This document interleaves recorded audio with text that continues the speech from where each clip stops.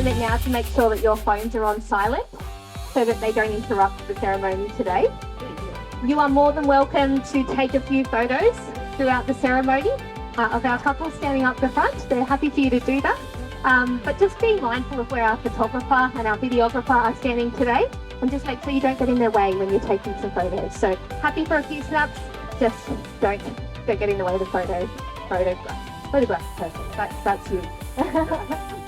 Okay, the most important thing to Jess and Peter today is that you are present and in the moment with them, enjoying their ceremony and smiling and laughing along with them. They wanted me to create an intimate, relaxed, heartfelt ceremony for them, and they want you to be listening and they want you to be involved. So please be in the moment, be present and enjoy the ceremony. The most important thing is to have fun, isn't it, Peter? Always. Always. And are you feeling okay? I didn't realise I was doing a pitch-side interview, but a little hot for the Kiwis who are here, but you take this. Thank you everyone for coming. Wonderful to have you here in our home. Absolutely, and make sure that you have a drink of water. If you want a fan, there's lots around. I think there's a safety kit over here somewhere, isn't there, Peter, with Mozzie spray and sun cream and everything you could need. So help yourself to whatever you need. But right now, friends and family, we're ready to get started. So for those of you who are seating, I will ask you to be standing for our beautiful bride.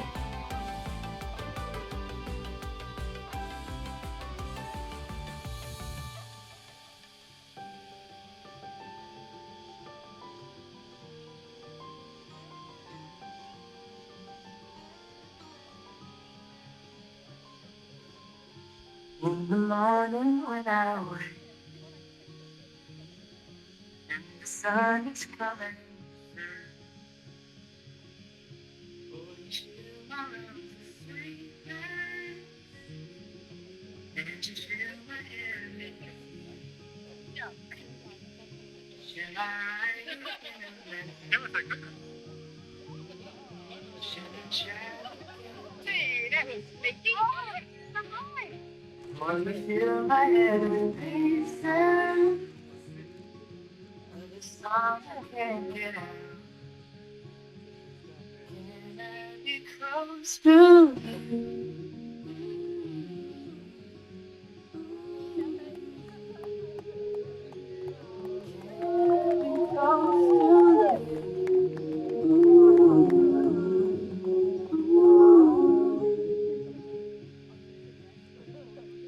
Take it to a moment where it feels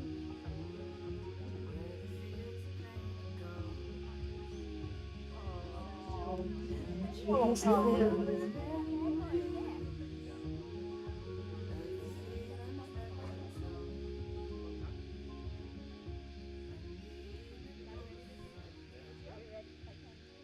Please be seated, everybody.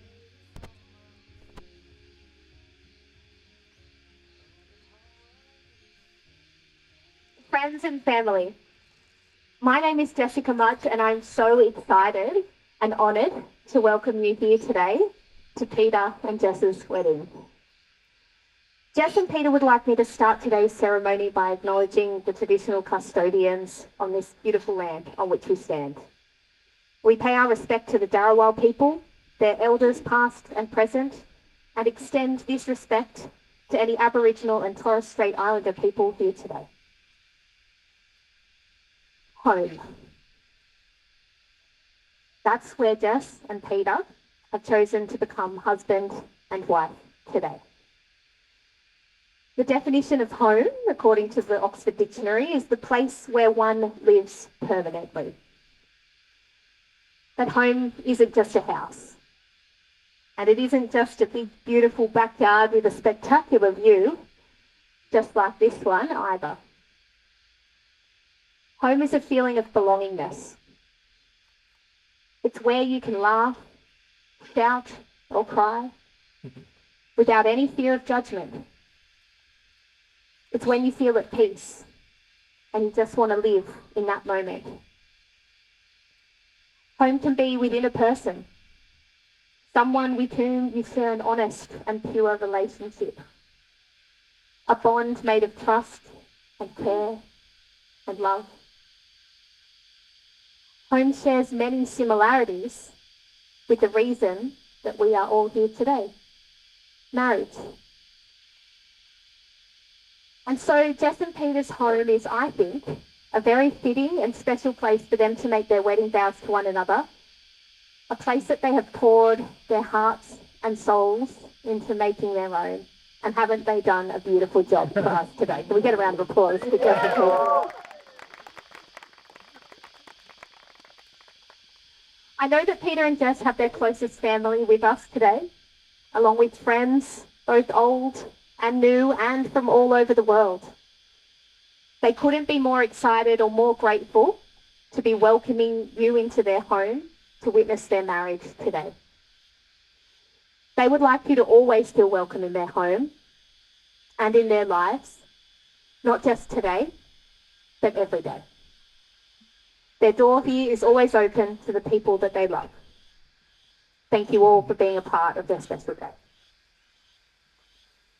Given that all of Jess and Peter's special people are here with them today, I think that it's important that we acknowledge that our couple, along with many of their guests, will be missing some very important people today. Peter's Gigi, Margaret, and Granny Adrian, the friends and family from all the way in New Zealand, and Jess's dear friend Rakita in Sri Lanka, all of whom were unable to travel to be here today. And of course, they'll be deeply missing Peter's brother Jonathan, along with Jess's treasured childhood friend Janelle, who they are sure are with us here today in spirit.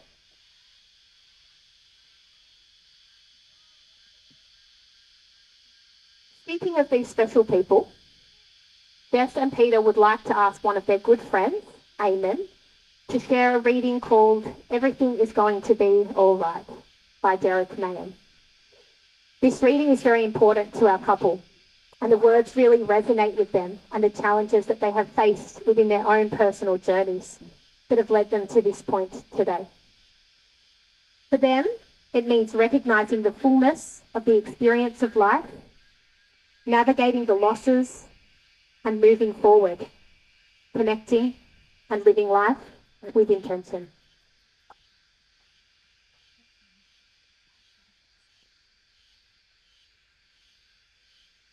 How should I not be glad to contemplate the clouds clearing beyond the dormer window and a high tide reflected on the ceiling? There will be dying, but there is no need to go into that. The poems flow from the hand unbidden, and the hidden source is the watchful heart. The sun rises in spite of everything, and the far cities are beautiful and bright. I lie here in a riot of sunlight, watching the day break and the clouds flying. Everything is going to be all right. Thank you.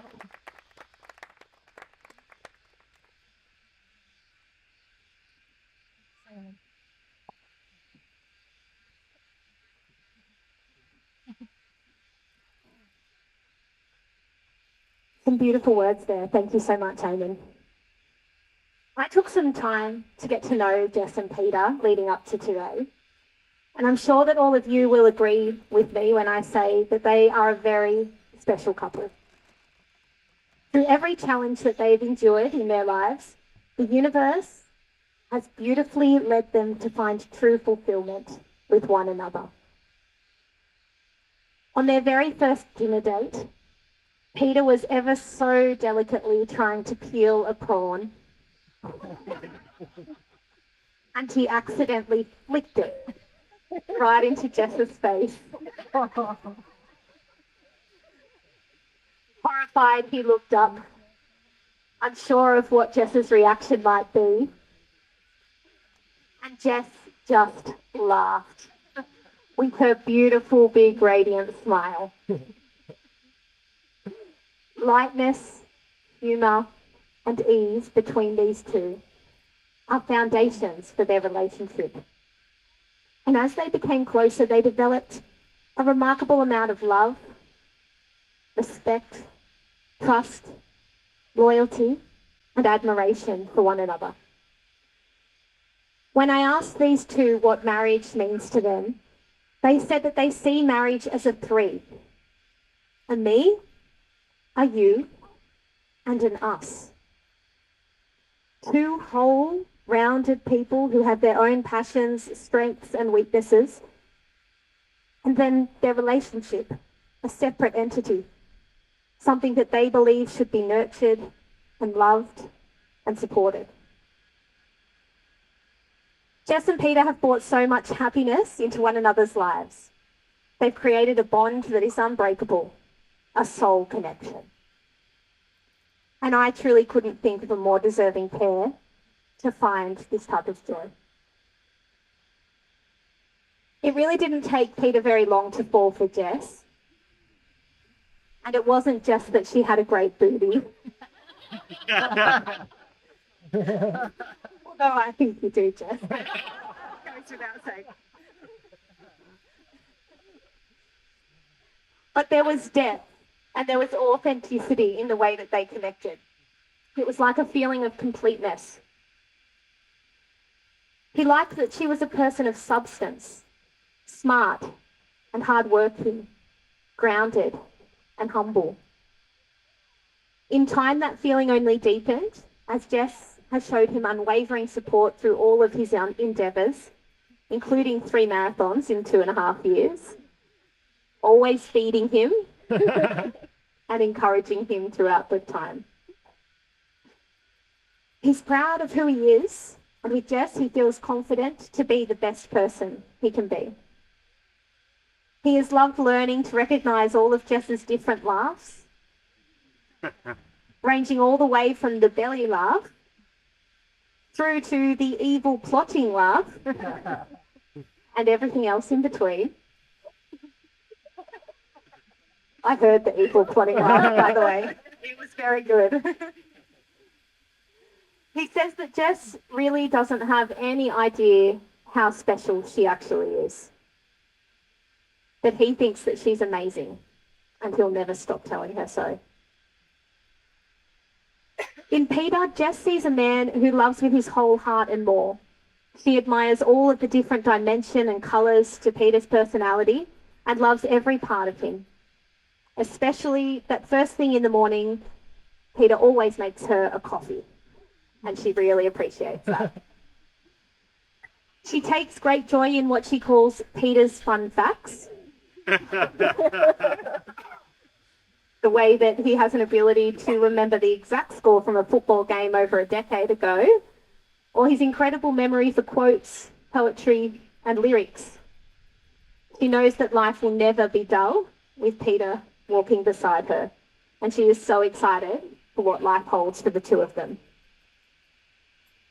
These two are happiest when they are simply in each other's company.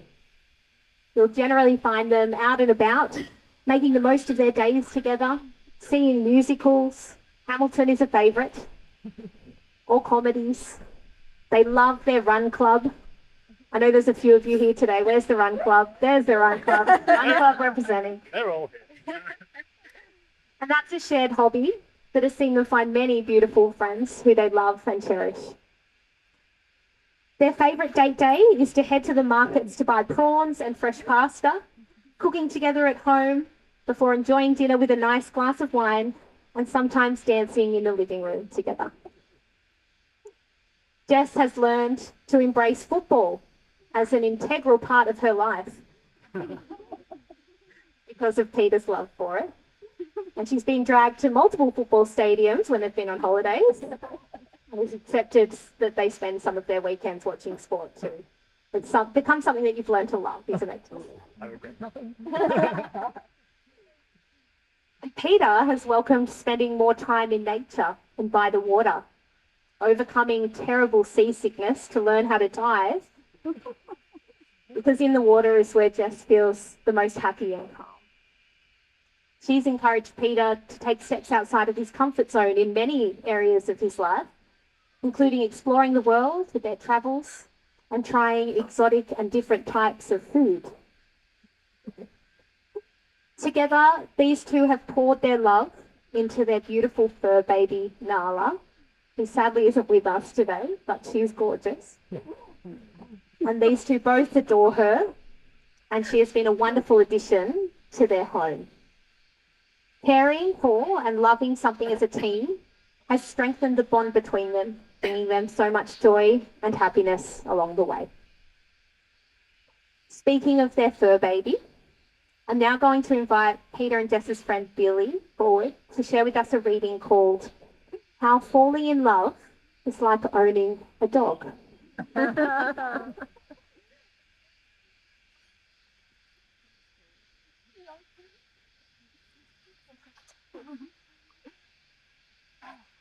First of all, it's a big responsibility, especially in a city like Sydney.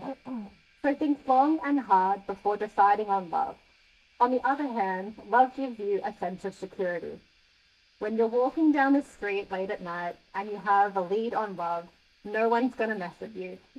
Because crooks and muggers think love is unpredictable. Who knows what love could do in its own defense? On cold winter nights, love is warm. It lies between you and lives and breathes and makes funny noises. Love wakes you up all hours of the night with its needs. It needs to be fed so it will grow and stay healthy. Love doesn't like being left home alone for long. But come home and love is always happy to see you. It may break a few things accidentally in its passion for life, but you can never be mad at love for long. Is love good all the time? No. Love can be bad. Bad love, very bad. Love makes messes. Love leaves you little surprises here and there. Love needs lots of cleaning up after. Sometimes you just want to get love fixed. Sometimes you want to roll up a piece of newspaper and swat love on the nose, not to cause it pain, but just to let love know, don't you ever do that again.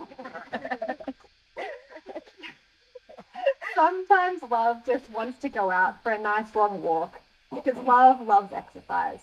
It will run you around the block, Pete, and leave you panting, breathless, pull you in different directions at once, or wind itself around and around you until you're all wound up and cannot move. But love makes you meet people wherever you go. People who have nothing in common but love stop and talk to each other on the street.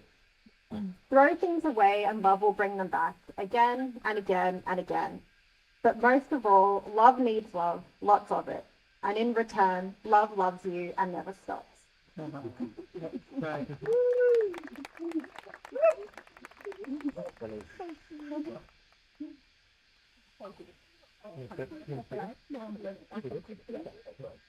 Thank you so much, Billy. That was very fitting reading, I think, for these two who love their Nala so much. Together, Jess and Peter share a vision for their future together. And when I asked them what this future holds, they said it's more of the same. They hope to continue building the wonderful life that they have already started together.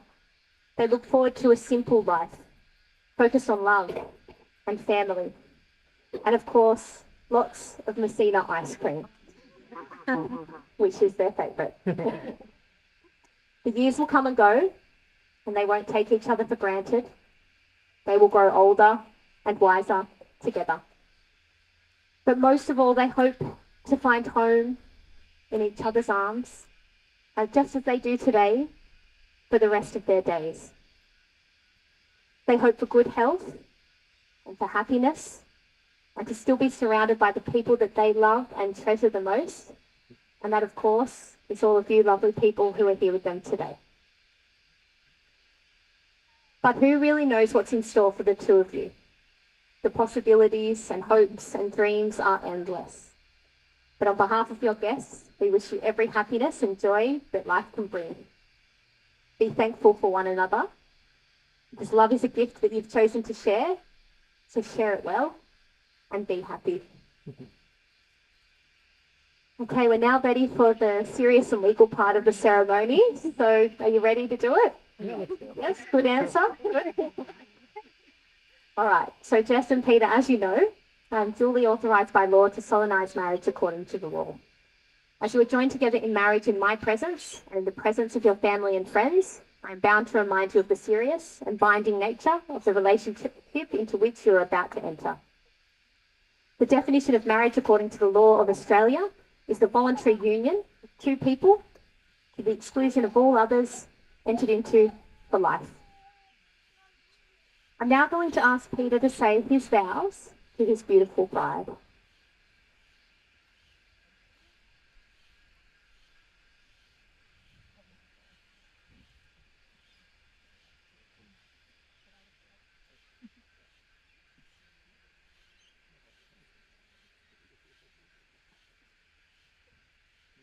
I'm gonna not hold it. That's it. Not often I'm speechless, but here we go. Yes, when we first met, I remember thinking so clearly, it's you. It was profound, this feeling of two souls connecting deeply and immediately. And since the day you walked into my life, you've made my world light up inside. It's been more fulfilling, my smile has been bigger, and my heart has been more full. I could enumerate your charms, but they are numberless, so I will speak just a few. I love how you feel deeply in your genuine care for family, friends, or causes. You live mindfully and with purposeful intention. I love your desire for meaningful connections, your insight to look beyond the surface, and the value you place on depth and authenticity. You have the ocean in your soul. I love your different laughs and your sparkling smile that I can still see when my eyes are closed. I love our friendship, and I love that we're both committed to growing as individuals and together, so that while neither of our lives have been fairy tales, we are able to write a new story and create our happy ever after. I love the way you love me. You changed me, and in a way you completed me. Not in a soppy, you're my other half way, but in something far more intimate and powerful. You helped me to complete me. With your belief and love that allowed me to finally accept and then even love and be proud of who I was. And where so much of my life had been spent chasing anything really, you helped me see the real blessings and beauty of life are often right there the whole time. The extraordinary, ordinary moments. I want to spend the rest of my life with you because, to quote our favourites for 1975, it's not living if it's not with you. So from this moment, I choose you. And I'll choose you over and over and over in a heartbeat. I choose you as my lover, my best friend, and my race partner for the marathon that is life. So before this starting pistol fires and we make this official, there's a few things I'd like to promise you. I promise to love you for who you are and for the who you want to become. I promise to see you as a whole person with your own path and to encourage you to follow your heart and passions. I promise to encourage, support and believe in you and to never ever stop convincing you how special you are. I promise to see you fully when you're tired or low on spoons and to hold you in love. I promise to show you my vulnerability when I'm afraid or angry, or at least to try. I promise to listen with an open mind and heart, and when I speak, I promise to speak with kindness and compassion. I promise to laugh with you, to never stop making our life less serious. I promise to froth the milk more consistently in your morning coffee and fuel my long runs properly. I promise to split my snuggle time equally between you and Nala. That's a big promise. Finally, I promise to give our togetherness the best of myself. I promise to bring my Tigger energy to our adventures, but also to try and use my inside voice more after 8:30 p.m. When we first met, I thought it's you, and I'm deeply grateful, more than I can express, to be able to stand here in our home, surrounded by our people, and publicly promise it will always be you. I can't wait for every moment of this extraordinary, ordinary life together. You have all my love, now and always.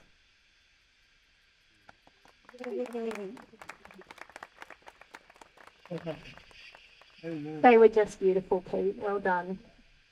Okay, Jess, it's now your turn to say your vows to your handsome groom. Want me to hold it for you, sir? Yeah.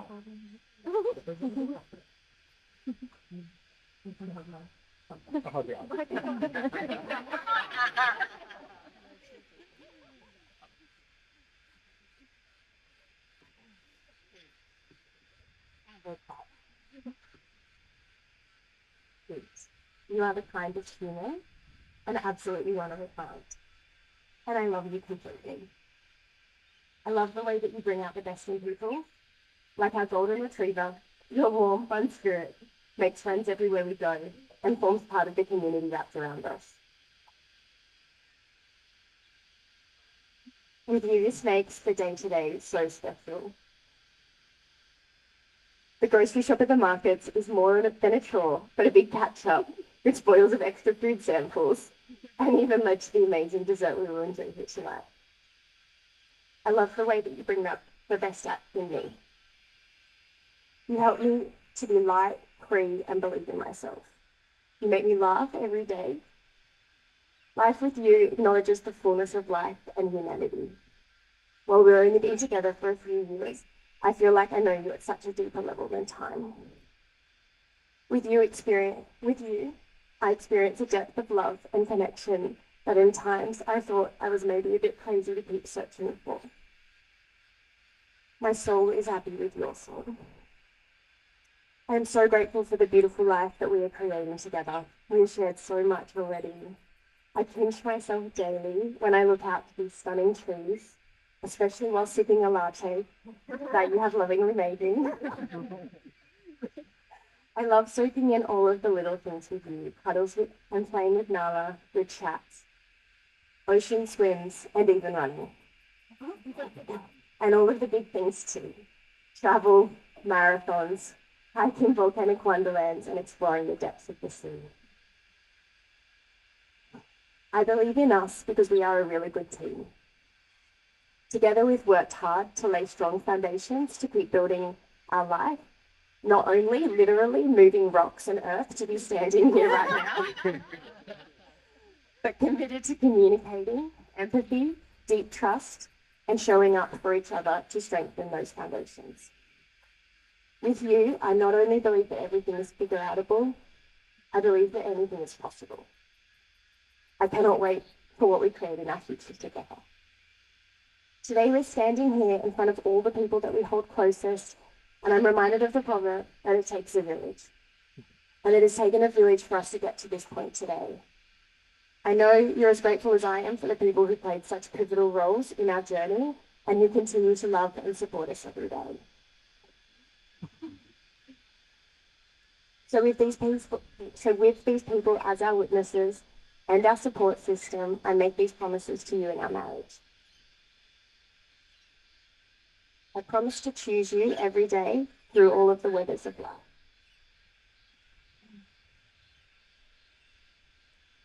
I promise to accept you as your fullest self, to encourage and support every facet, hope, and dream. I promise to give our togetherness my best self. I promise to fill our lives with adventure, to push boundaries, new experiences, even when they might be scary or uncomfortable or nauseatingly seasick. But I promise you this, I'll always look out for you. Yeah, that's what I'll do. I'll play reference. I promise to laugh at your jokes, even though some of them are really lame. I secretly do really love them. I promise to live with intention, in our savouring of all of the small things, in gratitude for the ordinary, and in celebrating the fullness of life. I promise to be challenged by you and to challenge us in calling out our blind spots and facets for growth. I promise to be the best teammate I can be, even if you run too fast and leave me behind. But, like a slow footballer, I'll be there behind you, helping our team keep possession of the ball. Now, anyone that knows me knows how much I love plants. And I believe a marriage is akin to a house full of flourishing plants. Stay with me here. Each plant symbolizes a different facet of the relationship. Just as every plant requires a unique blend of sunlight, water, and care, a marriage thrives on understanding, communication, and nurturing. Some plants may need extra attention during certain seasons, like marathon or football season, much like partners supporting each other through life's challenges. As each plant grows, it adds to the beauty and harmony of the home, just as shared experiences and mutual respect strengthen the bond between partners. In our home of living, growing plants, the careful tending and shared dedication create a lush, vibrant sanctuary, a home, and a reflection of marriage that is resilient, evolving, and deeply fulfilling. And so I promise to do whatever it takes, whatever is required to ensure that our plants are tended to, topped up with regular trips to Flower Power, and nourished. I promise to do the same for our marriage. I promise to hold you so close, but with open arms. I love you, and I promise to love you always and forever.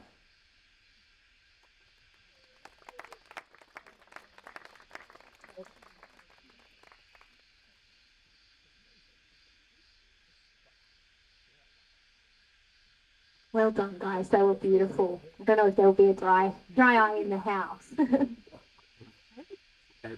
Okay, friends and family, it's now time for Jess and Peter to exchange their wedding rings and officially become husband and wife. And while they will be exchanging wedding rings today, I wanted to take a moment here to talk about the significance of Jess's engagement ring, as the meaning behind this is very special to our couple.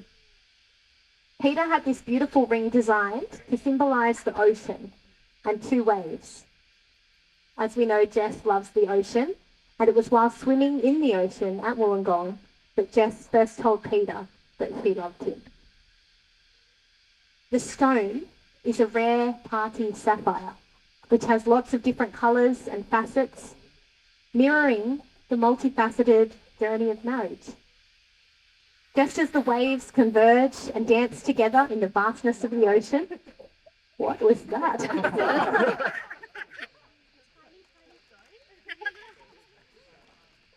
was I? That sounded nasty, whatever it was. I'm sure it wasn't. Anyway. Just as the waves converge and dance together in the vastness of the ocean, two lives intertwine in the ebb and flow of shared experiences, challenges and triumphs. Marriage is a dynamic and ever-changing bond where each moment brings new depth and new beauty, enriching the shared journey with love and commitment. I'll now ask Barnaby to please bring forward the rings for exchange.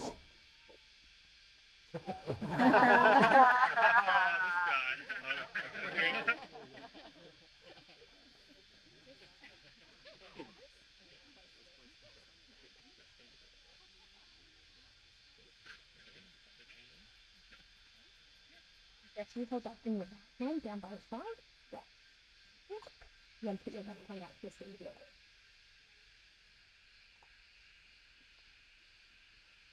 Okay, Peter, as you place the ring onto Jess's finger, please repeat after me. I call upon The persons here present the persons here present to witness that I, Peter Raphael Nichols, Nichols, take you, Jessica Marie Scott, to be my lawful wedded wife. And my first ring.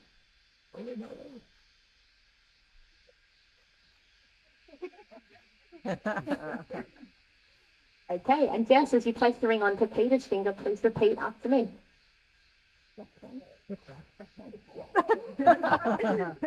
I call upon The persons here present to witness that I, Jessica Marie Scott, take you, Peter Raphael Nichols, to be my lawful wedded husband. That's the ring.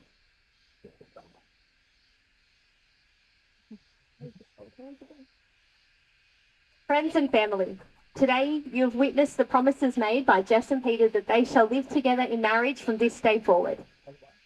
They have taken their vows, they have exchanged their rings, and they have pledged their love in our presence.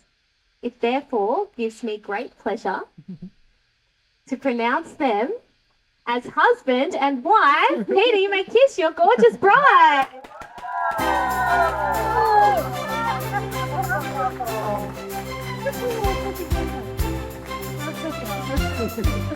Friends and family, we're now going to officiate our couple by signing the official paperwork, so please bear with us for a moment and I'll be back to present the newlyweds shortly. Thank you very much. Oh, you did so well.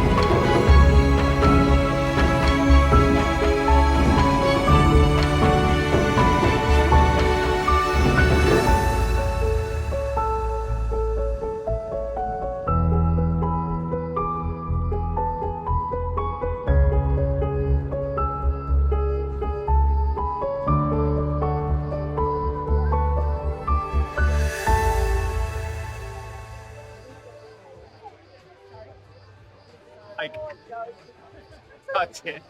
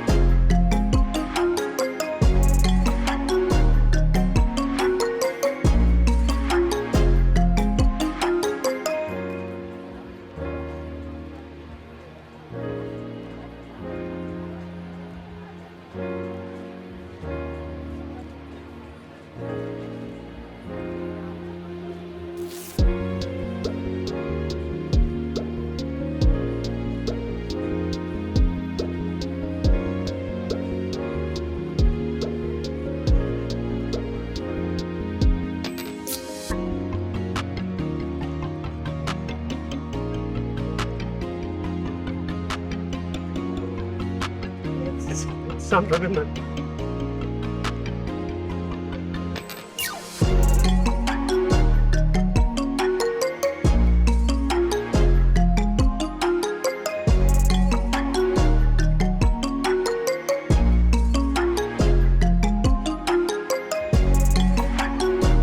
Very casual, well done. It's melting already. Confetti.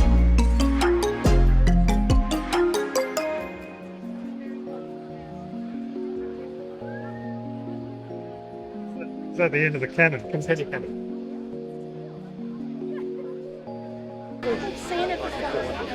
Thank you for your patience, folks. If I could just get your attention for a few short moments longer. As Peter and Jess just have a few announcements that they'd like me to make about what happens next after their ceremony finishes. So after the ceremony's done, if you could all just remain behind in this area, feel free to come up and congratulate our couple. And shortly afterwards, we're going to get a big group photo with everybody. So feel free to come and say hello and to give them a hug and kiss and congratulate them. But just don't go anywhere. Stay around in this area because we'll be getting a big photo with everybody in it. So you can't miss out on that photo.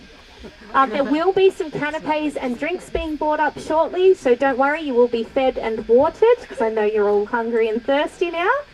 And you will be directed from this space downstairs when dinner is ready. So you can remain up in this area for a little while after the ceremony. I'm retiring now. I'm going to hand over very shortly to the MC for the evening, which is Andrew. We get a big round of applause of encouragement for Andrew. So he's going to be the boss from now on. So you all have to listen to Andrew. Okay, so now that Peter and Jess have said their vows to one another and they're officially husband and wife, you probably thought that the I do's were over for the day.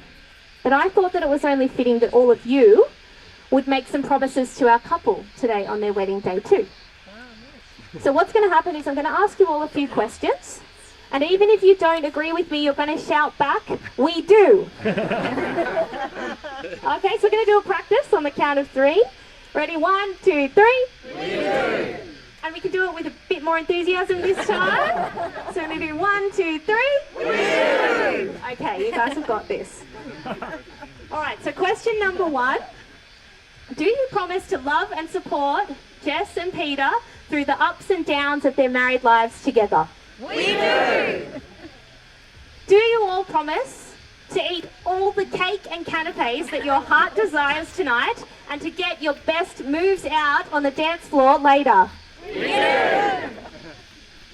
And most importantly, friends and family, do you promise to have the best day ever, to party hard, to make this celebration memorable for an absolutely stellar couple in Peter and Jess. You guys are going to have a great night. Peter and Jess, thank you on behalf of all your guests for letting us be a part of this beautiful day, and congratulations to both of you. You're a beautiful couple and you deserve every happiness. Friends and family, if you could get to your feet now for one last time if you are able.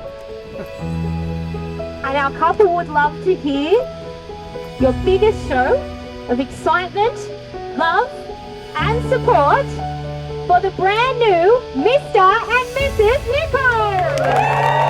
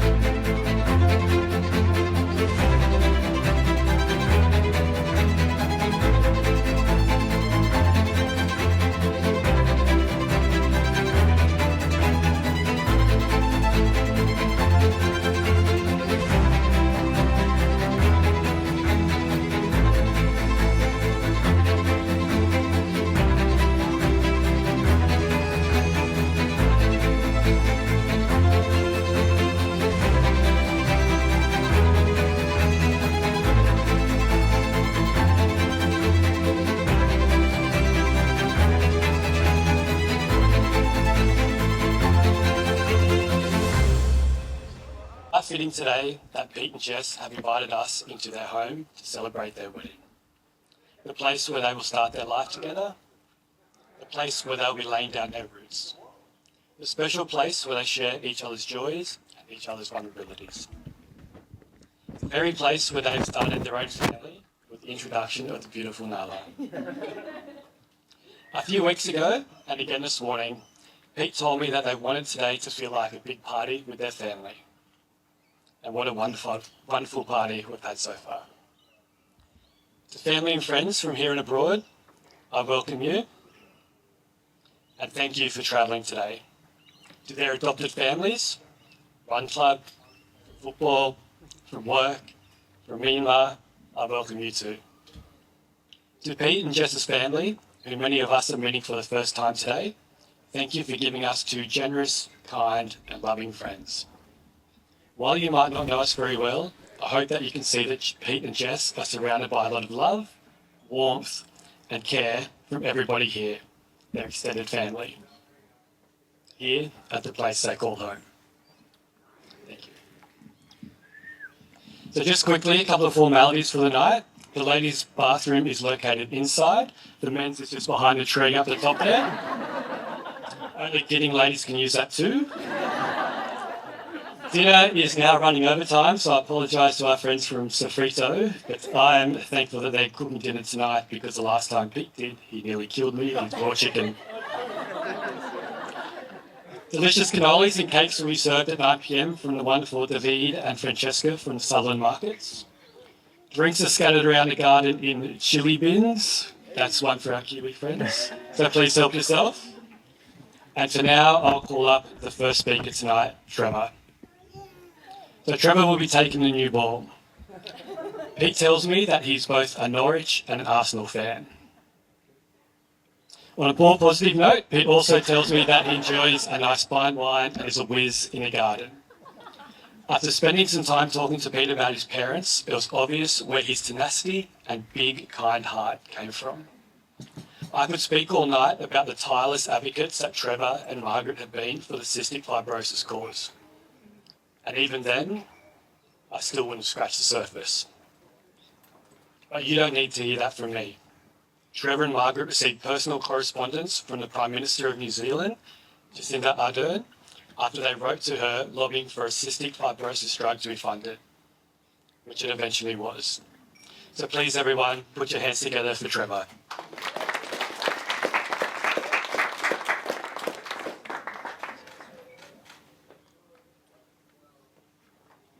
Well, good evening, everybody. Good speech is a short speech, they say. Maybe it's the other way around. Technology is great until you need N+1 hands. Welcome to this special edition of the House and Garden Improvement Show. Jess and Peter wedding episode. I hope you find the venue congenial and the activities enthralling.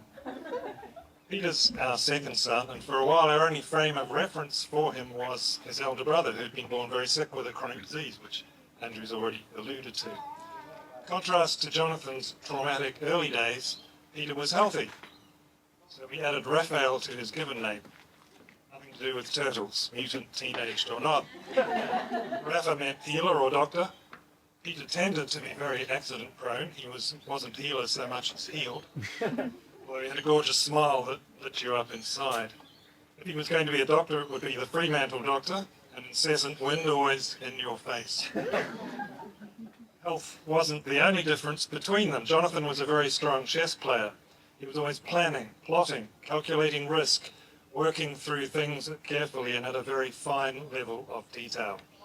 Knowing he was sick, he had an acute sense of time and he had more self-discipline than I've ever seen in anyone else. Peter did not. He lived totally in the moment. Risk was a game. On the other hand, Peter was a big picture boy with a fantastic imagination, a prodigious memory and grand and quixotic visions. We experienced, and sometimes we even enjoyed it, Peter's capacity to fill the canvas, swamp the airwaves, run down the clock. He expanded to fill every available space and every opportunity. He didn't just live in the moment, he slept in it too. He's full of energy, chattering away, and sometimes he'd fall asleep mid-sentence and then wake up instantly with a huge smile on his face and immediately rush into his day, quite unlike the rest of the family. The boys were extremely competitive. They fought on the beaches, they fought on the fields, they fought in the kitchen, they fought on the driveway. They never surrendered. I don't mean literal fighting, we eschewed violence, but they debated, discussed, argued, competed, resisted, asked, answered, helped and supported one another. Sadly, Jonathan died several years ago, and I'm sure many of you here will know how deep an impression this left on Peter. Loss of a mentor, master, setter of standards. Probably still hasn't really got over it, but then he never could really.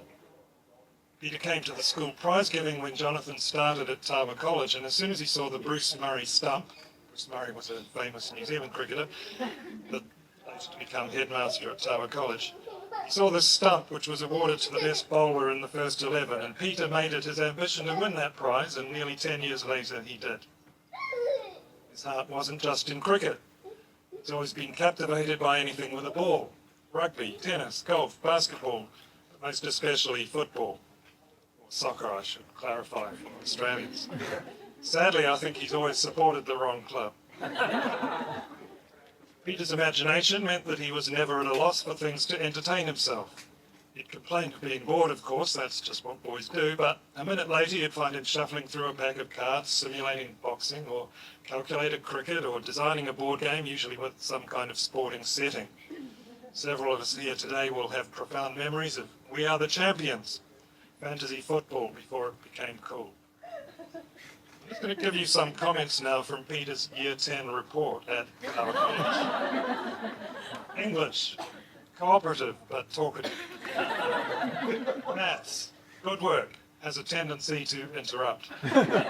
Science, Peter has done very good work, chatty at times, distracts others in class.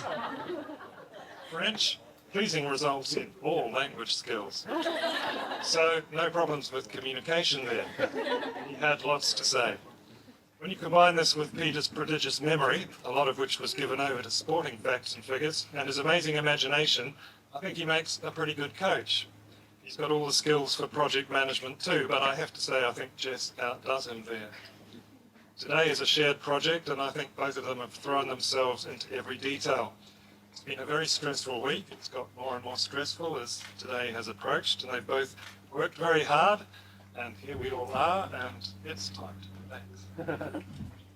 Trying to put together the timeline, I figured that the first I'd heard of Jess was when she looked after Peter after he had been hit by a car while out on a training run. You could say that Peter never knew what hit him. So she was obviously a good sort. Peter had been training for the London Marathon and Jess joined him and his mother for the trip. I stayed at home and the reports I was hearing there suggested that Jess and Margaret were getting on so well that Peter was the third wheel. So she was obviously going to fit in. And during the course of their relationship, it's been very clear how much he has matured and how much stronger his mental health has become with her help and support. I don't have the background to be able to say whether Peter was, sorry, I said N+1 hands, and I missed one. That's something got very big. Okay, I'm going to read half of my lines and try and make up the words. I don't have the background to be able to say whether Peter was good for Jess, but she was certainly very good for him. So she was obviously a keeper, and I'm very glad to welcome her officially to our weird little family. When Jonathan got his degree, Peter asked him, "Are you going to wear one of those square hats when you upgrade?" In due course, Peter wore one of those hats when he graduated as an economist. Although economy is not a word you should associate with Peter, he does everything on a grand scale. But it's really today that he's upgraded for real. Perhaps there's some square hats around. Anyway, thanks for being here and sharing the occasion with us, and congratulations, Peter.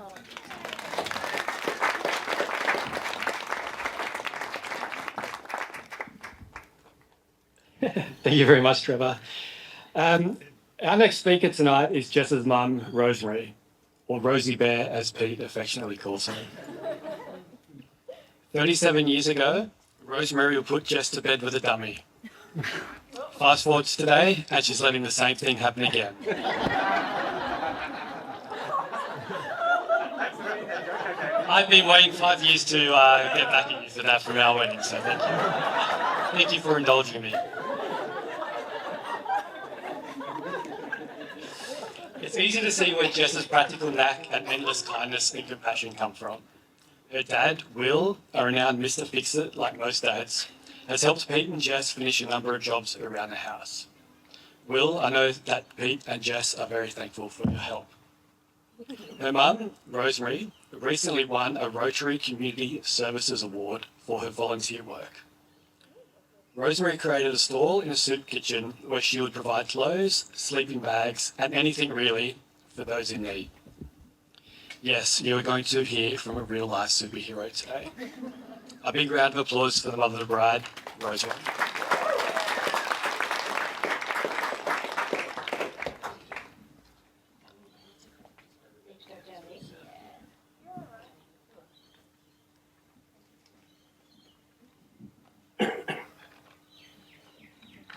Hi, it's so lovely to have you all here with us, but I'd like to share with you about how Pete captured Jess's heart. Our Jess is an adventurer and she lives her life to the fullest. No waiting around for Mr. Right. She returned from working in Myanmar for 3 years and she was busy settling back into life in Australia. Jess and Pete met online and on their first date, Pete arrived bearing flowers and a Portuguese tart. As time passed, Jess was heard to say, "I really, really like this guy." Then it was time for Olivia and I to spring into action and meet Pete. Jess invited him to dinner at her house with Olivia and I as dinner guests. Sorry.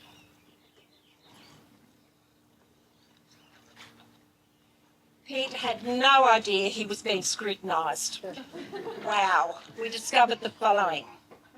Tall, dark and handsome. Lovely manners. Intelligent with an inquisitive mind. Passionate about football. Runs like the wind. And he is so, so funny. As we chatted to Pete, his love for his New Zealand family was apparent. Margaret and Trevor, you have raised him well and you must be so proud of him. Then what happened is a love story, continuing with their engagement in New Zealand and today celebrating their beautiful wedding. Pete, Jess loves you to the moon and back, and I love the way you love Jess. I wish you both a wonderful marriage, but also I'd like to thank you for buying me a Portuguese tart.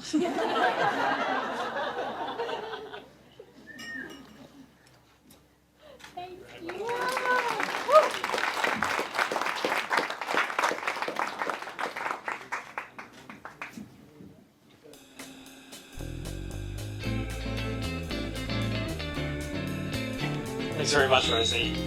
So tonight we'll take our first break. We have this beautiful paella waiting for us. Please eat, drink, and be merry. Hello. Hello everybody. We'll be starting again in just a couple of minutes. We are just waiting on the bride. How selfish. Did I got something?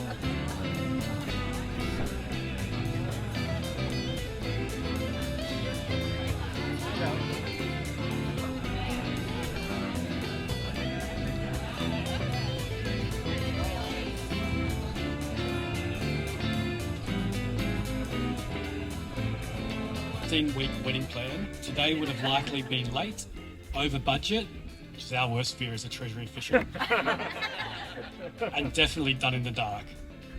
Olivia and Jess are water babies, thick as thieves, and love to annoy Pete by hoarding items for future use. So please, a big welcome for Jess's little sister, Olivia.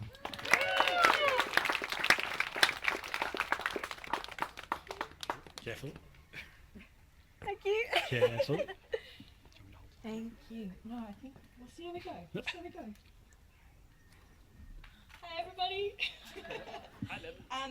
If I get through this without crying, we're doing really well. I've been on the verge of mostly happy tears for the past 3 weeks, but here we go.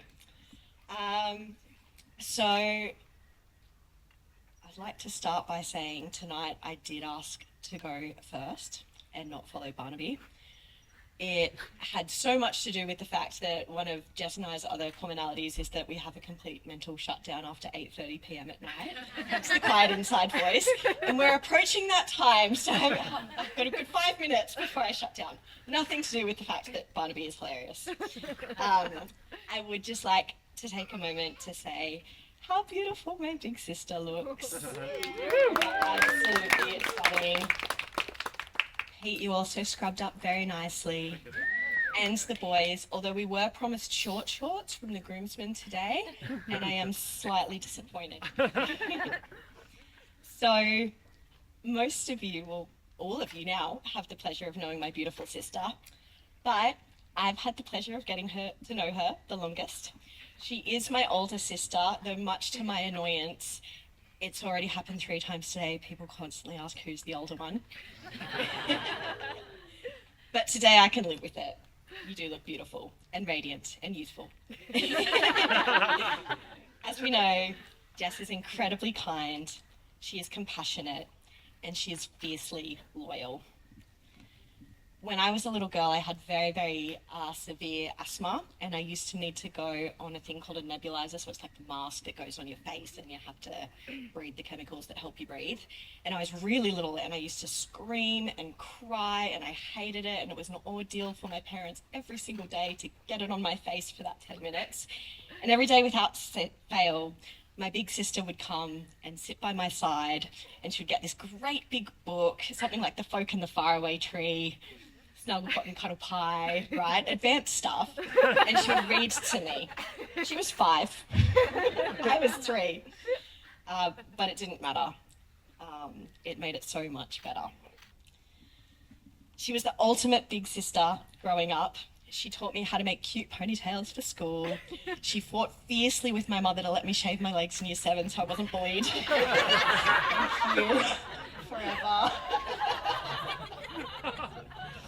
And she's always wanted the best for me and her loved ones. I remember being about 16 years old, and as I said, she was the cool hip one, and I was sort of the daggy hippie one.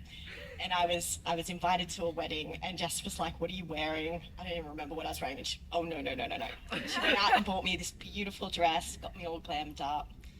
She took me, with no surprises, on my first ever bougie dinner. Again, I think she was about 19, I was 17. She took me out to the Gold Coast to some place where you get to cook the steak on the little hot rock, and it was just the coolest thing ever. We also know that my beautiful big sister is a wonderfully adventurous spirit. Again, she pushes you to do amazing things in the best way. If it wasn't for her, I wouldn't have my scuba diving license either. I wouldn't be able to snowboard. I wouldn't have hiked up mountains and gone on amazing little adventures and holidays and all sorts of things. All of these little adventures come with that mischievous smile that we all know so well, and that evil laugh that was referenced earlier. And a very specific phrase, "No pressure, but I'm scheming something." I think a few of you have heard it. My sister does always also have a passionate and maybe somewhat fiery side. Again, growing up as a sister, I don't even know why, but I used to have to be the one to wake her up in the morning to get ready for school. And I used to be very specific. Okay, what time? 7, 7:10. Okay, I'd learnt my lesson. I'm going in at 7:10. I knock on the door. "Why have you woken me up so early?" I was going to say, I hope, Pete, that you're having more success with morning Jessica. It's a work in progress. But she really is my very best friend in the world. And as we grew up and got older, we, went through that phase where we used to always talk about things life and love. And one of our favourite conversations was always, "I just want a life lover. We know that Jess is vibrant and brilliant and loves seizing those moments. I just want a life lover. And she wouldn't settle. And it's the best thing ever. And enter Pete. There were a few sliding doors moments with Jess and Pete. I don't know if everybody knows how you guys met. They did meet on a dating app. One where women get to pick whether they talk to the man or not. And it was a beautiful story that I actually only got to hear recently, where Pete had an inkling and gone, this one's a good one, and he'd used his freebie to extend the wait time where Jess could respond, to which he's not replying, but I'm going to extend on this one. And if he didn't, it would have passed by. When he did extend, I was on one of those I'm just scheming something adventures with Jess. We were in the Blue Mountains, and we were having a girly weekend away, and it was a no phones weekend. And we're sitting there by the fire, we're sipping our red wine, and she goes, oh my goodness. I say, what? She goes, I'm so sorry. I need to text a boy. I roll my eyes. I'm like, really? And she goes, I think this one's a good one. And he extended on me. And if I don't write back right now, it's gonna slip away. And like, I don't know if we'll ever match again, what'll happen. It's gone forever. I'm so happy I didn't kick up a stink and make a big deal.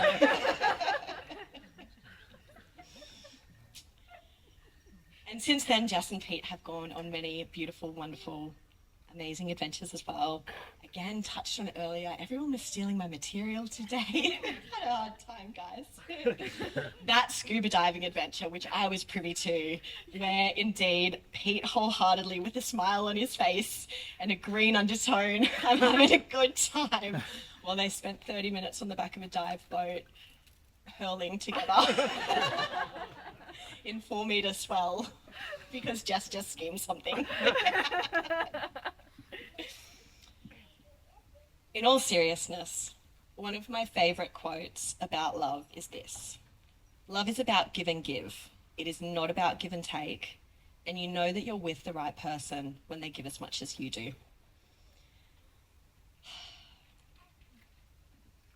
I told you I'd have a hard time not crying. You two are just such a beautifully well-suited couple. You are constantly caring for each other. You both absolutely embrace life and live with deep intention in a really real and beautiful way. And you are constantly striving to delight each other. Last bit, I promise.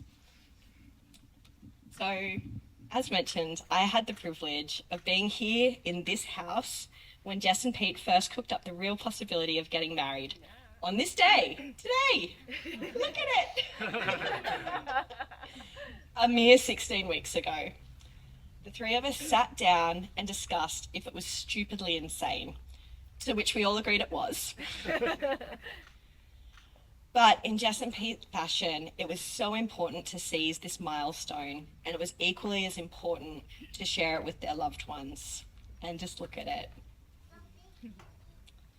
So the saying goes that anything worth having is worth working for, that the things that are most valuable and important in life usually require effort, dedication, and perseverance to achieve. You both have these qualities in bundles, and I can't wait to see the beautiful marriage and life you will create together. Welcome to the family, Pete. You are a wonderful addition. And I just want to raise a toast to Jess and Pete.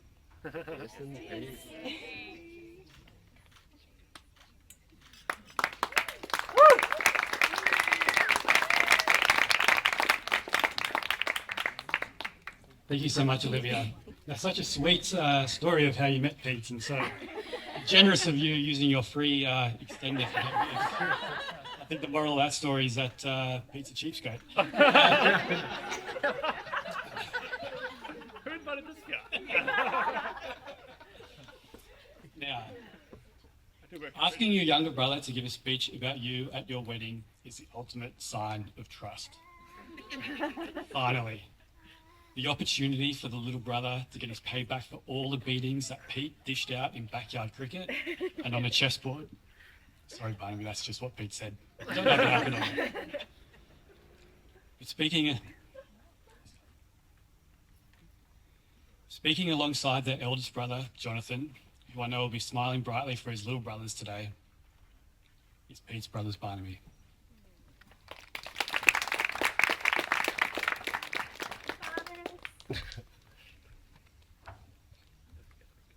Thanks, Andrew. And thanks, Liv, for that wonderful speech. Bring some scissors to the dance floor later and let's make that short shorts dream a short shorts reality.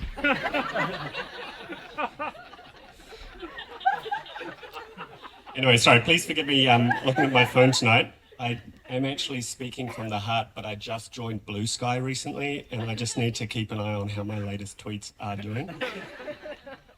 I haven't met any of you before, but for the record, just to correct that, I'm not actually Peter's little brother. I'm actually his taller brother. And I'm here to give you some insights about my little brother.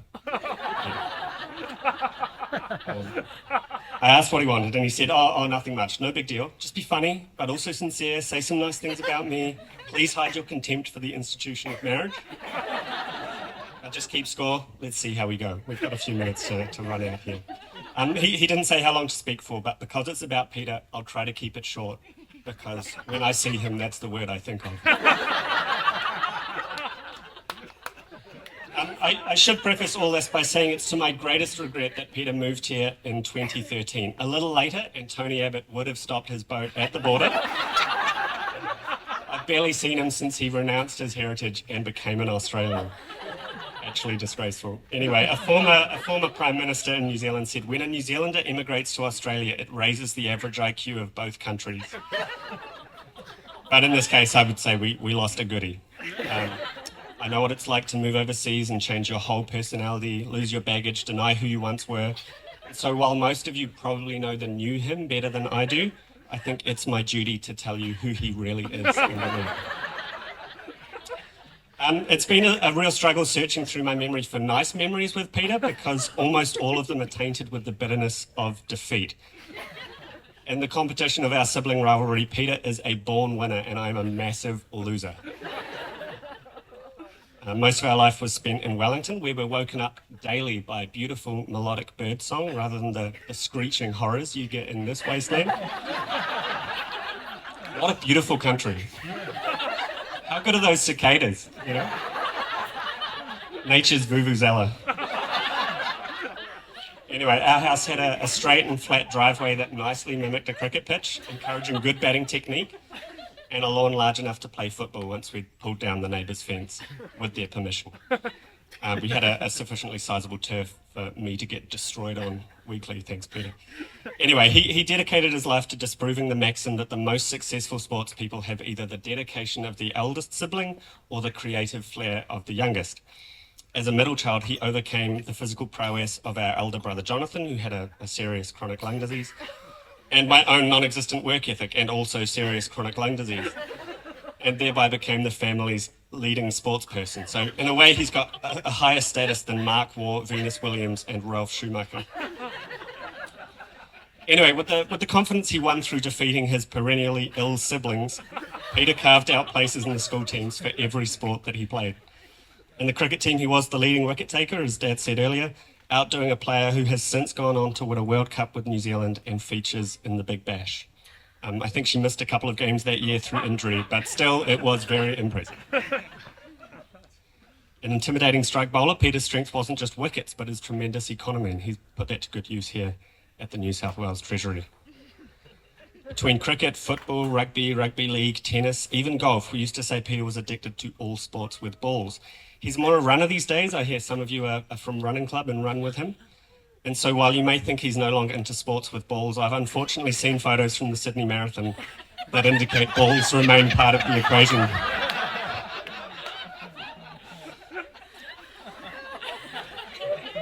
Anyway, his competitiveness extends even to fun runs, such as the Sydney City to Surf. This year, he set a new record, which you might not have heard about.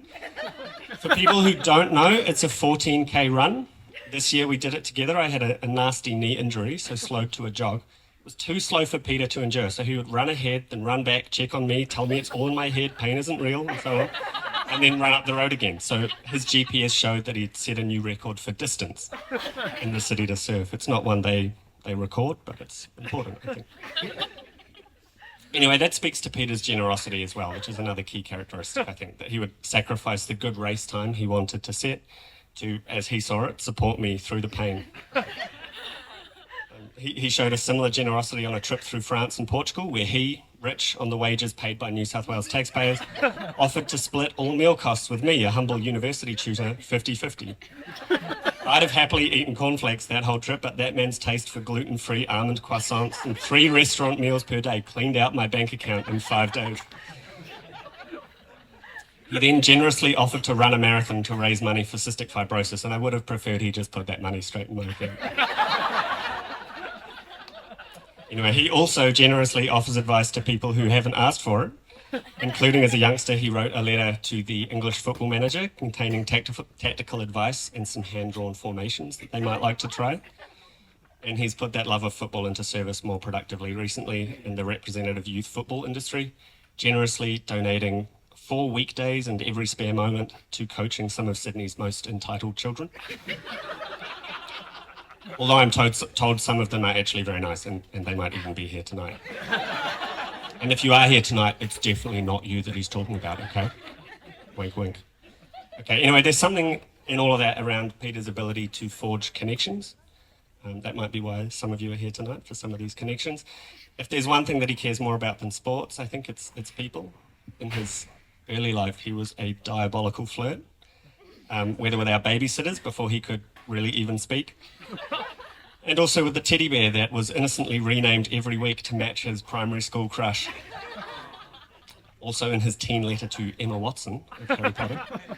And I notice her reply to his letter isn't framed on the wall or tattooed on his arm like the one sent by Hamilton's Leslie Odom. It's probably the right choice, Peter. Anyway, I'm regularly mortified by his willingness to strike up conversations with strangers, but there's an openness to how he talks to anyone and everyone, and an enthusiasm for learning, and also, critically, they provide a new potential recipient of unsolicited sports chat. It's been a running joke in the family that the first thing he does after finding out where someone is from is enter his mind palace and reply with the name of whatever football club is also from that place, potentially a list of all of their managers through history or a few current deep-cut defenders.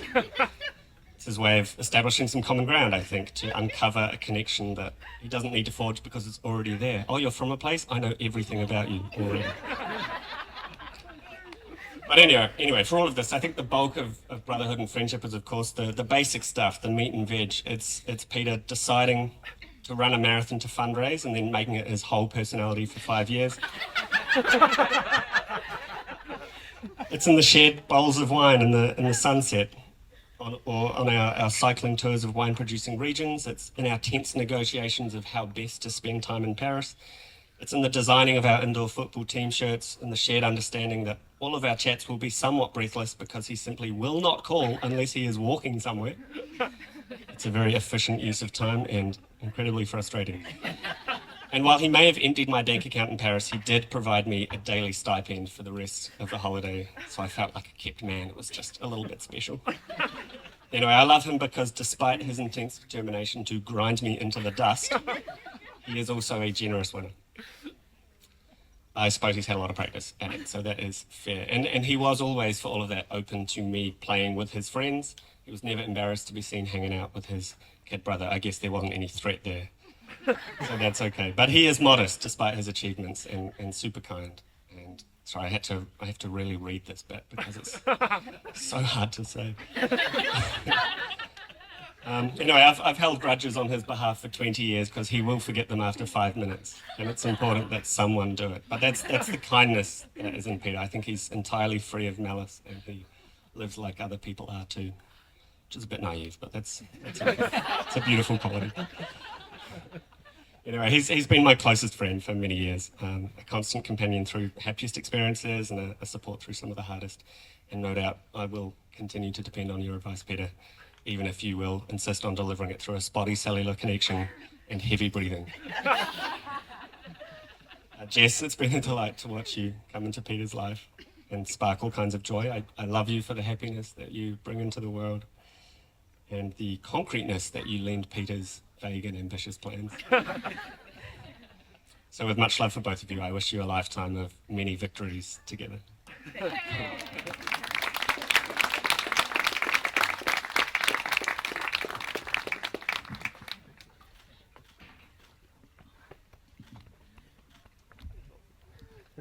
Thank you very much, Barnaby, for probably one of the best speeches I've heard at a wedding in my entire life. Another round of applause, please. That was so special.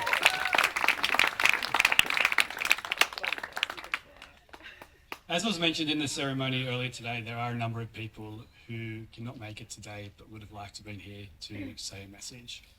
I'd like to invite Margaret up onto the stage to read a short message that was... Trevor's looking at me nervously.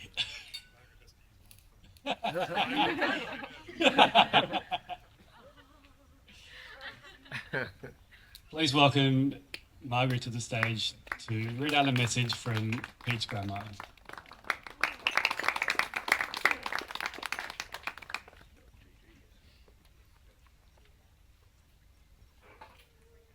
Well, Grandma is 94 and she loves Peter and she loves Jess.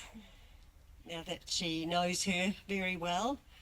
She couldn't come really because her heart's pretty weak, but also on the occasion of Barnaby's birthday recently, she had a terrible fall and is now in having some hospital care while we come over here to celebrate with Peter and Jess, and she wouldn't want that any other way. So she says, Peter and Jess, wishing you every happiness as you take your journey together. May our Heavenly Father bless you today and every day. Much love from Grandma.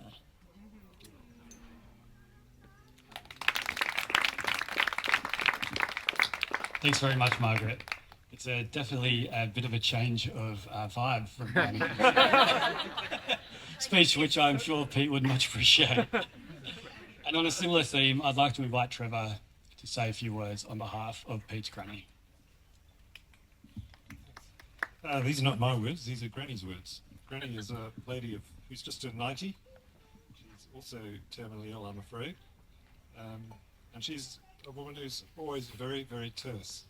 So this is actually amazingly verbose for her. It's headed, Happy Day.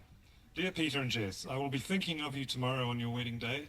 I hope your plans all work smoothly and the weather is fine but not too hot. I look forward to seeing some photos and hearing about it. Love and best wishes for a wonderfully happy life together, Granny.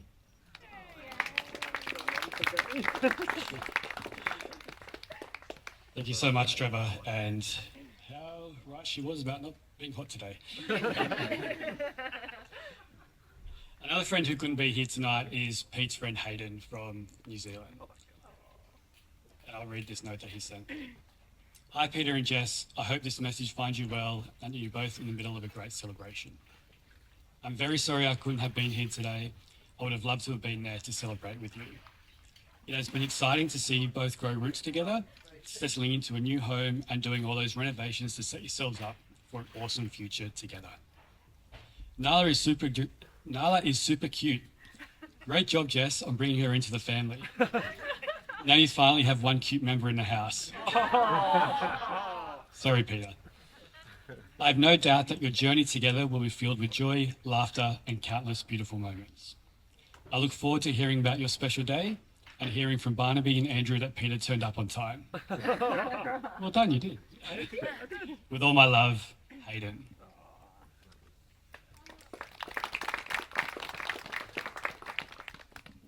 There is one more that I'd like to read. Bear with me, it's on my phone. It is from Jess's dear friend, Redika, who was part of the Myanmar crew.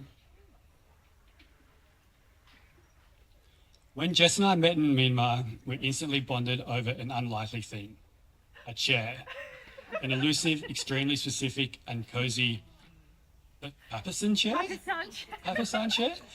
That would become the foundation of what would grow into a cozy friendship. From then on, Jess and I shared weeknight dinners, a treasured stock of good cheese, chocolate and wine, and travelled Southeast Asia, sometimes commiserating, but mostly laughing. Jess has an ability to make you laugh through anything. When I broke my ankle in Myanmar, it was definitely not a fun day. But Jess showed up at the hospital, calm and alert, and had me laughing so much that the doctor wondered if maybe I didn't need painkillers. She's one of those rare people who can turn any moment into something memorable and who makes everyone around her feel heard and cared for. She moves through life with so much warmth and grace, somehow seamlessly balancing being adventurous and ridiculous with being so grounded and practical. Pete, you're a lucky one. Not just because you get to spend your life with Jess, but because you'll have a front row seat to her endless warmth, wit, charm, and ridiculousness every single day. I'm so happy for you both, and I wish you a beautiful journey ahead, filled with joy, adventure, belly laughs, and unforgettable moments. From Reddica.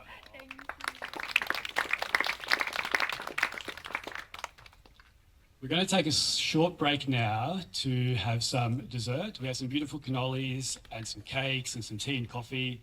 Again, keep helping yourself to the chili bins. And then after the break, we'll hear from the people of the hour, Mr. and Mrs. Nichols. Thank you.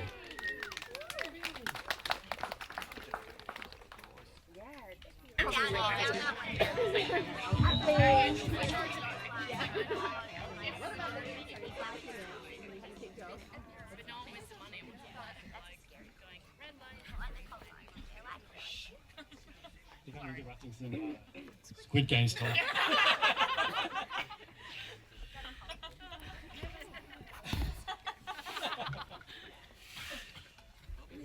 Okay, everybody, welcome again to the third session of the day's play. Some would say the most critical, and that is because we have our beautiful bride and groom, Mr. and Mrs. Nichols, to speak. Pete and Jess, you have achieved so much in your lives already. Pete, you have run the London Marathon. It is my whole personality. He likes running, I just didn't know that. He has really built his personality about this running, hasn't he? Played first 11 cricket, and have even filmed your own comedy show. I'm not sure if everyone's seen that. And Jess, you have published research articles, co-authored a chapter in an international development book, and have worked on the ground in Myanmar and the Pacific Islands. I can see you blushing. Everyone should know how amazing you are. I would argue, however, that finding each other is now your greatest achievement. I wish you so much love and happiness, ladies and gentlemen, Mr. and Mrs. Nichols.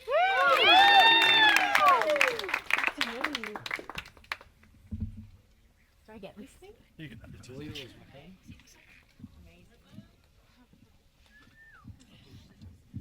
All I can say is, wow. This day is more than I could have imagined. And that is thanks to so many of the beautiful people here who have all jumped in and made it happen.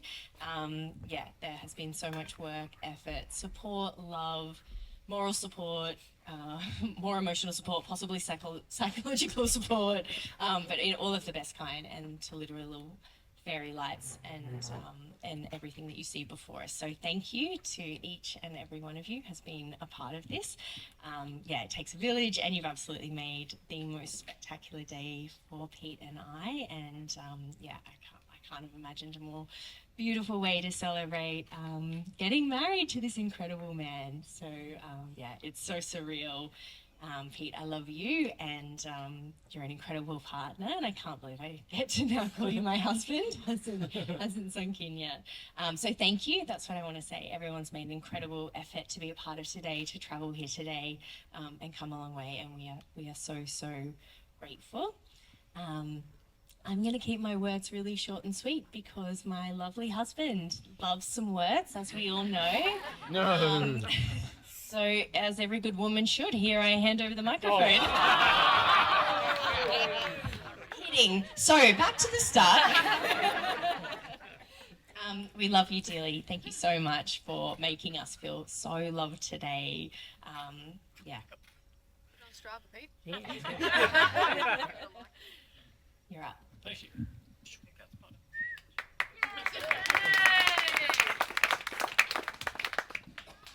Thank you. There's a hospital pass there, but no, all good. Yes, as you know, I do like to talk, and I'm going to talk, so that's fine. You can just get comfortable. But these occasions are important. There's a scene in a favourite film of mine. It's actually very special to Barnaby and I, and Jonathan, called Waking Ned Divine. It's free on SBS. You can watch it.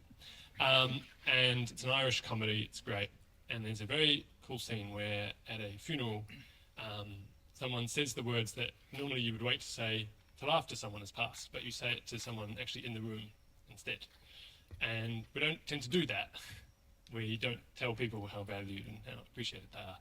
And so when I get an occasion like this, I will take advantage of that, and I will tell a lot of people how appreciated they are, and you just have to deal with it.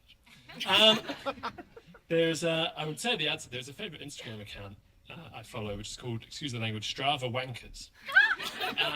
And it's where, rather than running, people have recorded outlandish or unusual things. Examples include visits to IKEA, mowing the lawn, getting a beer from the fridge, from the couch. Even giving birth was on there actually a few weeks ago. But in the interest of transparency, you need to know that I am Stravaing the wedding speech. The watch is ticking.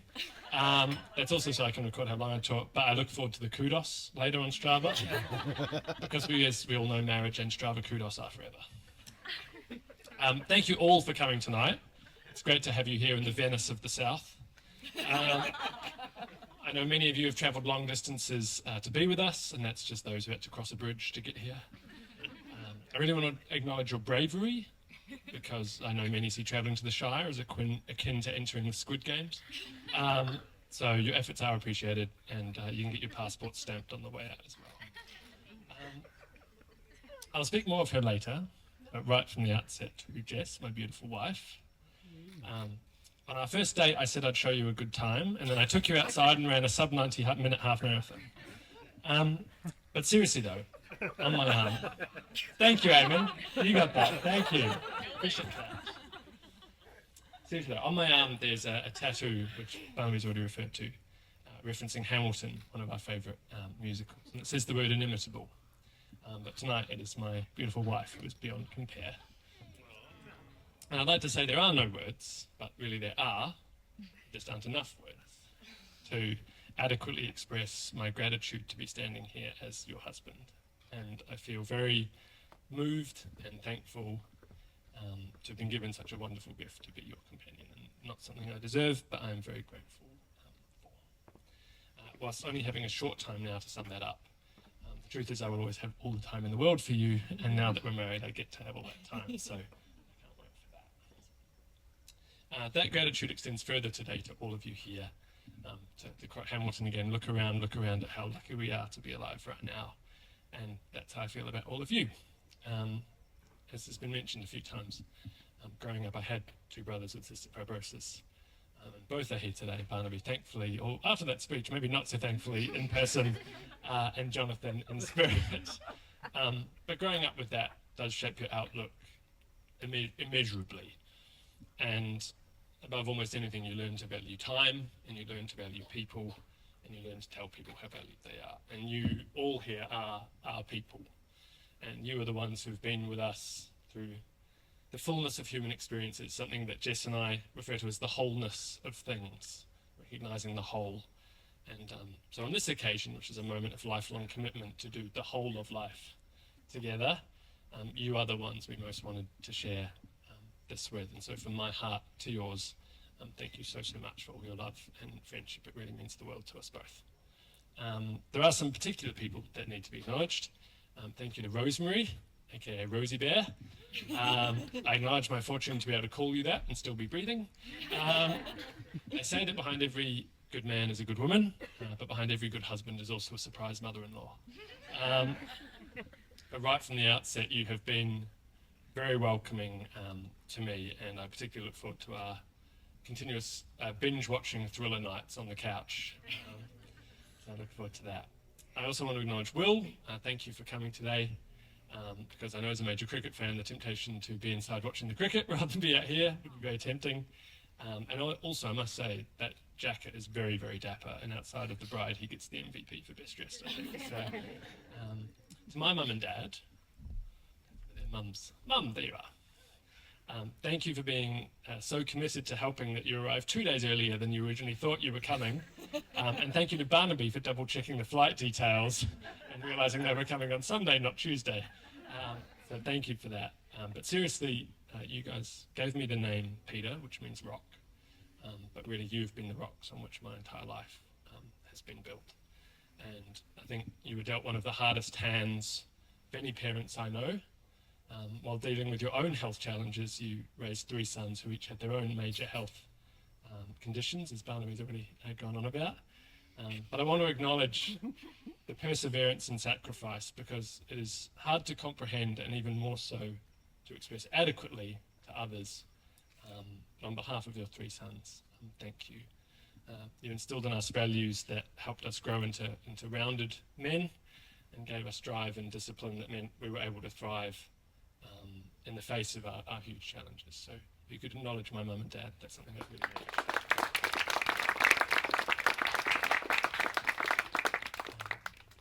Mum was very much the sun of my relationship, S-U-N. You gave me the fire and the passion and the verve for life, and I know you'd want me to say this, that you always were the perfect fan. The Backstreet Boys, The Perfect Fan, is one of Mum's favourite songs, and she wants me to sing that at her funeral, but it's a long time before that happens. So. But your impact on people is summed up by a line Dad said once: if it was possible for anyone to do anything to promote the boys' well-being, then Mum had already done it. Dad, you were very much the moon, not just because of your love of astronomy, but you illuminate my life in quieter and more watchful ways, but no less unimportant. And for many years I thought we were so different. As I've gotten older, I realised that we both have a kindness and a gentleness underneath us. I just express it about 80 decibels louder. To my brothers Jonathan and Barnaby, this is a hard one. You are the inspirations that have shaped my entire existence. I don't typically lack for words, but trying to talk about Jonathan is not easy for me. Running did become my whole personality, and that is in part because of you two, and to feel, I think, closer to you as I had to breathe and struggle with that and experience a commonality in that way. But I will simply say of both my brothers that above everything else, I'm just so proud of you both. And in the face of adversity most of us could never dream of, you accomplished more than most could ever imagine. So thank you. It's also fitting at this point to acknowledge Andrew, who's somewhere standing here. Where's Andrew Blackcon? There he is. Andrew is a dear friend of mine of over 22 years, who's the equivalent of family, and he selflessly left his 3 kids back in Wellington, New Zealand, to be with us today. And you've actually come the furthest of anyone to be here. So my heartfelt gratitude to you coming. I need to acknowledge you. Thank you so much for coming. To another Andrew, a wonderful MC. Andrew is from a Greek name meaning manly or masculine. Williams is an Irish name meaning just kidding. Actually, Williams is an old Norman name meaning resolute protector, and you have been a resolute friend for many years through the ups and downs, and we're very grateful to have you involved today, so thank you. To Eamon and Billy for reading. Dear friends who on separate occasions both told me, propose to your girlfriend already, you're perfect together. And it was an honour to have you guys involved today, so thank you so much. Speaking of friendship, we know there is no higher form of friendship than that of running partner. So thank you to the Sladies and Run crew for all your support and help with random tasks in the build-up to today, and make sure you all carb load, because I'm sure half of you have a long run tomorrow morning. To Glenn for all the sound and music and lights and everything that you've been doing tonight, thank you very much as well. To our helpers, Carmen, Ellie and Sophie, I met you through football. They are the ones who were not entitled, as Barnaby referred to. I met them through football, but friendship with their families transcended that, and nothing compares to the joy of actually coaching kids who really appreciate it, and the love and the joy that comes out with that. And yeah, just a huge thank you to them, and to Calvin and Cheska as well, and David, who's on the photography. The Henrys kind of became my adopted Aussie family. They were the family who, when Life got really tough. I could just message and go, hey, is there a spare seat at your dinner table? And I could always go. So it's wonderful to have all you kids here tonight as well, and thank you. They're my little siblings, so thank you. Which brings us to the woman of the moment. Yes, Olivia Marie as well. Yes, they do Olivia Marie. The bridesmaids, who were, let's say, started as an informal bride tribe, and then Jess went to Wollongong to get a dress and called me and said, I've gone full bridal. And, which, to be fair, fabulous. And then somehow or other, I don't know how it all worked out, but Marie and Olivia end up in matching dresses and walking up the aisle. And please acknowledge Olivia and Marie, our beautiful bridesmaids. Which brings us all to the woman of the moment. Indeed, all my moments. In my vows, I said I could enumerate her charms, though they were numberless. And this is true, and there were many charms that had to be cut, both for time and because they couldn't be shared in that more formal setting. So get comfortable, because here goes.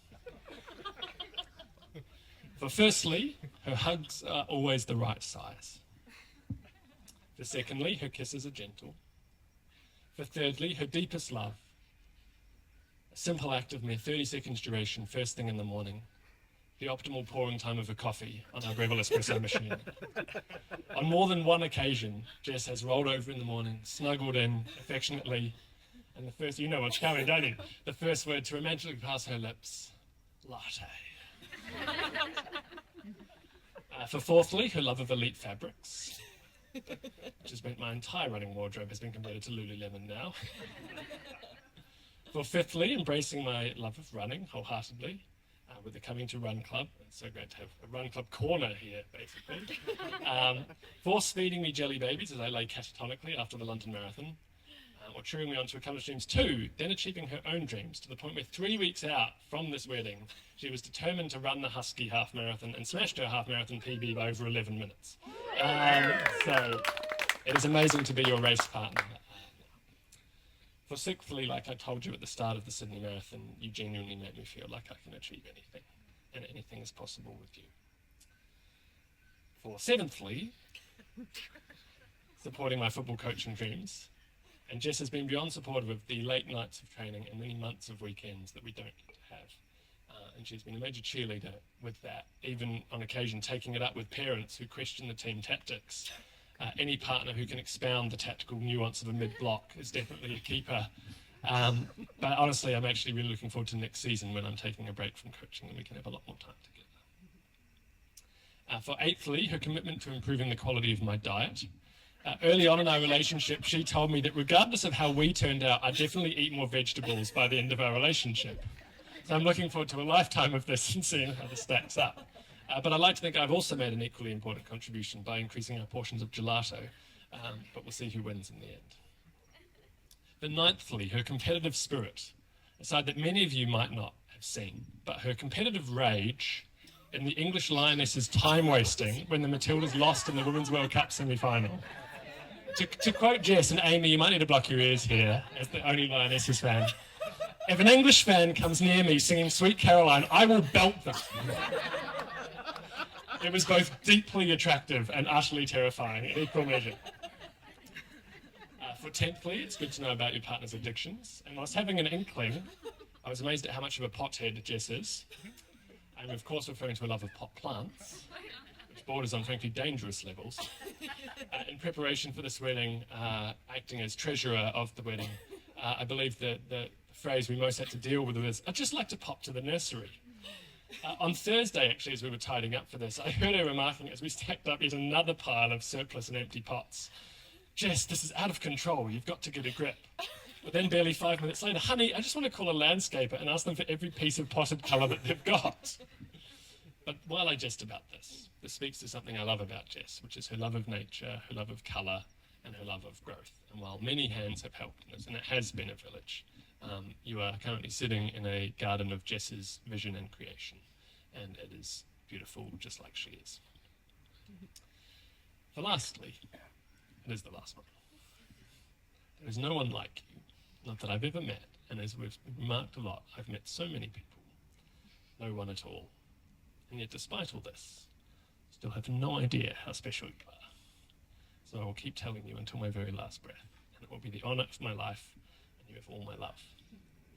So I'd like to finish by saying thank you all for being here today. It does really mean the world.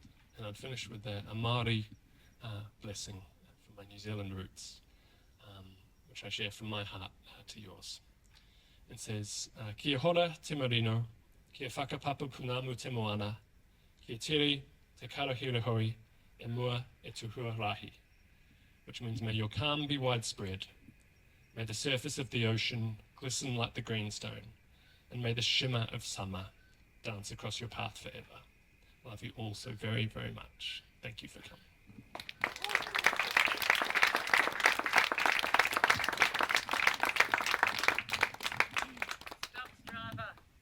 True. You gotta pause the activity. Pause the activity.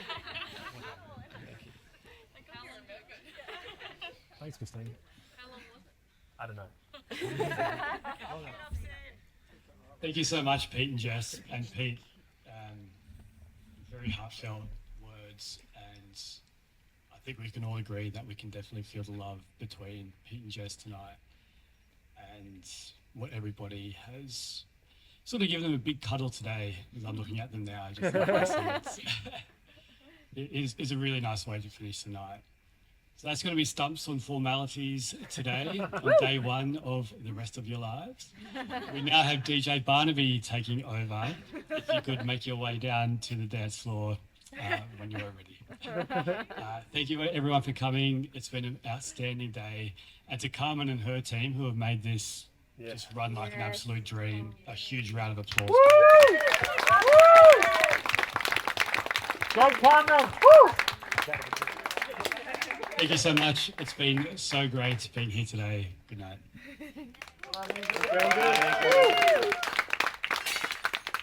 Bless you. And the party starts. Oh